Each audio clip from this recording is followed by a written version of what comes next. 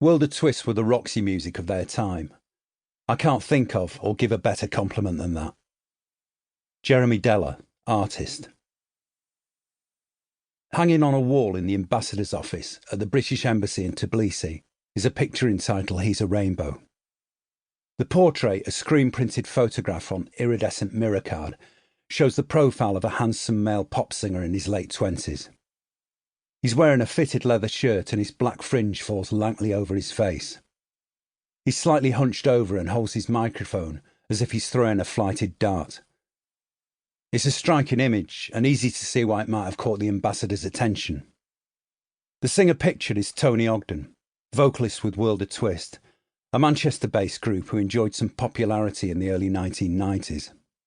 The picture is the work of Turner Prize-winning artist Jeremy Deller, a connoisseur of popular culture and World of Twist's most honoured fan. Deller has celebrated the group in art form on more than one occasion. His 2009 work Processions saw the group's original singer and their former manager parading a banner emblazoned with the legend, "We miss the World of Twist," through the streets of Manchester. I was the co-writer and co-founder of the group. I have a feeling that Jeremy may be slightly disappointed with this book. I think he would have preferred it if I'd printed the legend.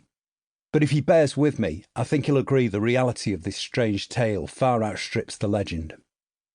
The World of Twist story began in 1983 in Sheffield, South Yorkshire. But the moment that will concern Jeremy, or anyone who might have heard of us, covers an intense 2-year period in the early 90s, when Greater Manchester's music and culture ruled the world, or a small part of it fanning out from Salford to the north and Stockport to the south. 2 years after World of Twist folded, I joined a band called Earl Brutus. There were many similarities both in personnel and in our respective MOs. The Earl Brutus story is worth telling in its own right, and in terms of excess, shouting and wanton destruction, is a far more disturbing tale than this one. Just as Earl Brutus was seen by some as an antidote to Britpop frivolity, 5 years earlier World of Twist became the house band for a raft of journalists who'd had their fill of Manchester. A media invention that to the smart observer had become a total yawn. It's perhaps ironic that they should have selected another Mancunian band to extricate themselves from the Manchester mire. None of this is to say that World of Twist didn't use the Manchester flag when convenient. We did so quite shamelessly. Some of us, particularly the one born in the south, broadened our accents a little to disguise our South Manchester origins, and we were not above using our tenuous association with the city's more illustrious names to blag our way into clubs and concerts. But there is little I hold precious about the Manchester of that prefabricated era. No, the Manchester I pine for, the one that plays in my head on a scratched and faded 8mm film, is a distant, cluttered memory that reaches way back beyond that pleasure-seeking, self-aggrandising decade. I see crumbling Victorian grandeur rubbing shoulders with daring post-war modernism. A city trying to camouflage its Howard Springs, Shella Delaney griminess with a radio telescope here and an urban heritage park there.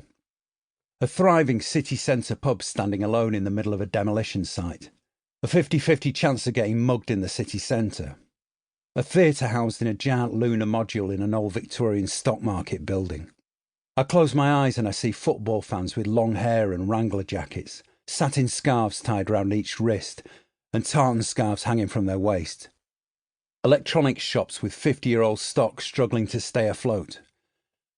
A huge decaying amusement park and zoo, occupying 165 acres of land in one of the most neglected areas of the city.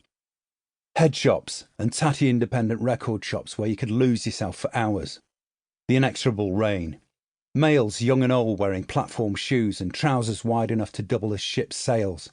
Stockport's Mersey precinct. Colvin Top Gear, stolen from Ivor. 7 Miles Out. Neildon Hardy. On the Eighth Day. Moselle Radio. Shude Hill. Virgin Records on Lever Street. Robinson's Records. Yanks. Johnny Roadhouse. A1. Reno's Music Store. The Peveril of the Peak. The Cypress Tavern. Rafters. The New Oxford Chippy, the Underground Market, and the Stretford Paddock 2 hours before kick-off. This is the Manchester that forged World of Twist, not an arbitrary moment in time between 1986 and 1990.